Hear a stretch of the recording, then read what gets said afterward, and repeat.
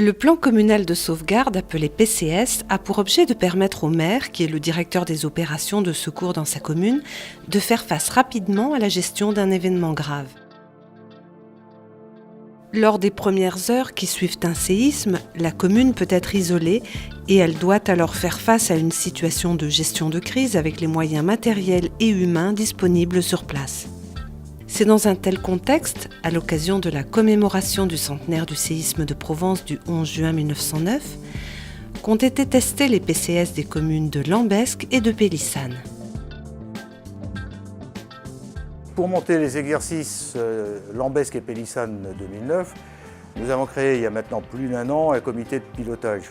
Comité de pilotage qui regroupait l'ensemble des services qui étaient impactés par l'exercice et par les retombées de l'exercice. Alors le thème qui avait été retenu était le séisme, donc l'élément sismique, qui a été monté à partir d'éléments scientifiques plausibles qui avaient déjà été testés au cours de l'exercice Richter 2007, déjà sur le département des Bouches-du-Rhône.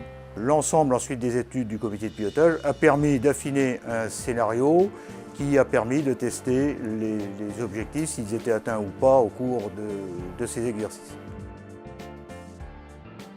Les objectifs qui ont été fixés à l'intérieur de ce scénario étaient l'activation du poste de commandement communal, la réaction des chefs d'établissement de l'éducation nationale pour la mise en œuvre de leur plan particulier de mise en sûreté, les capacités de la commune à réagir à l'événement, leur procédure d'alerte des acteurs, les liaisons, la remontée d'informations, ainsi que la gestion des ressources communales. Mais également, nous voulions tester les procédures de remontée d'informations et de gestion de ressources des intercommunalités. La cellule d'animation définit les participants de l'exercice, c'est-à-dire les acteurs jouant le rôle qu'ils auront lors de la survenance d'un événement réel, les plastrons, tels les faux blessés qui rendront l'exercice vivant, les évaluateurs qui vérifieront la façon dont les tâches à tester sont effectuées,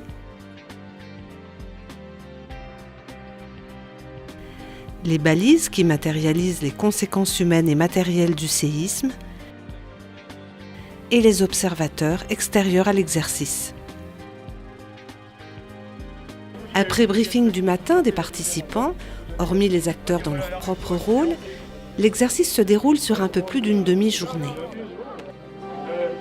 Le lancement de l'exercice est effectué par un signal sonore doublé d'un message papier remis en main propre au maire. D'abord, il est important de signaler que nous avions le choix entre 2 versions d'exercice. Une première version totalement à la découverte et à la surprise, et une deuxième version en ayant la possibilité de la préparer.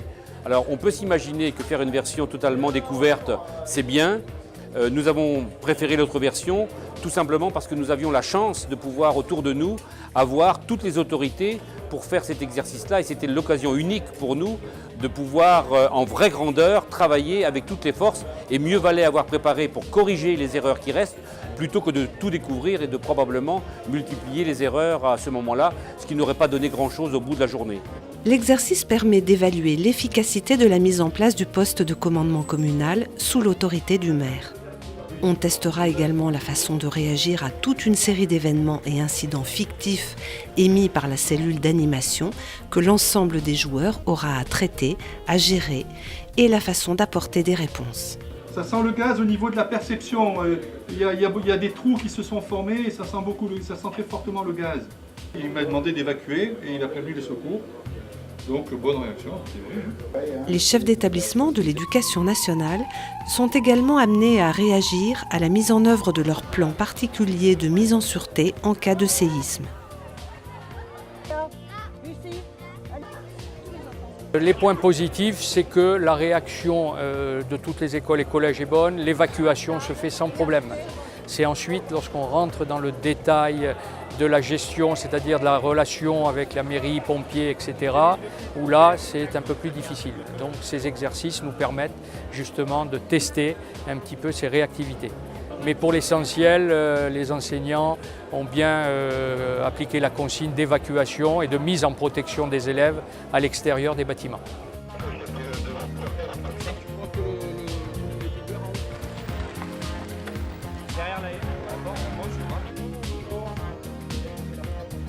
Allez les gars. Donc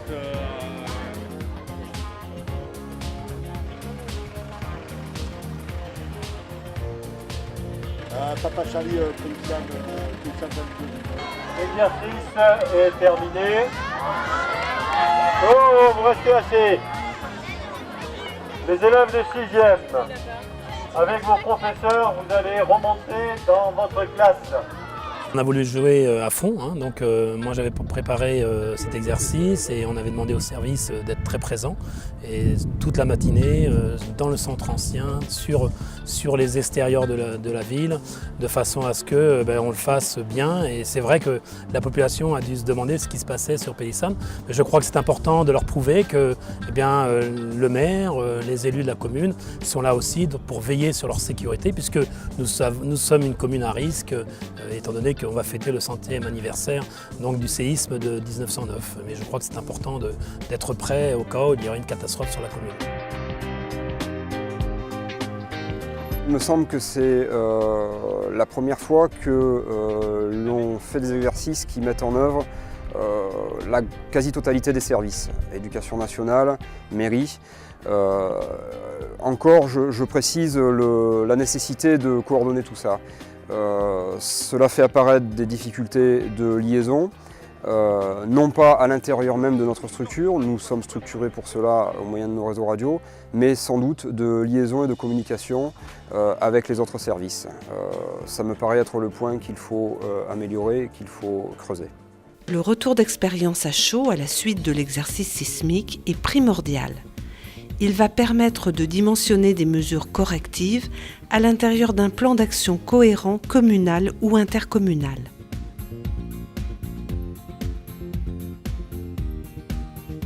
L'intérêt de travailler sur un scénario de crise sismique est de mobiliser l'ensemble de la commune, car celle-ci serait vraisemblablement seule dans les premières heures d'un séisme et devrait affronter la crise avec des moyens locaux. Il semble important de dupliquer ce savoir-faire et ce que je voudrais en particulier, c'est le transmettre au niveau de ma commune et de notre intercommunalité et pourquoi pas au niveau des grosses agglomérations même des Alpes-Maritimes. Ça me paraît très important parce que, à mon avis, c'est la première étape d'une culture du risque, c'est-à-dire il faut absolument que les élus, que tous les acteurs du territoire s'approprient cette culture du risque et la fassent surtout partager avec les populations. Ce type d'exercice, conclusion, a deux grands intérêts. Le premier, de permettre à une commune de tester son plan communal de sauvegarde et au personnel qui l'anime de se l'approprier. Deuxième intérêt également, permet à l'ensemble des services qui auront à agir en cas de crise de mieux se connaître et de mieux appréhender les procédures. Le choix de l'événement sismique permet de mettre en œuvre l'ensemble des intervenants dans un contexte où, dans les premières heures, ils seraient isolés, donc seuls pour affronter la crise et uniquement avec leurs moyens disponibles sur la commune.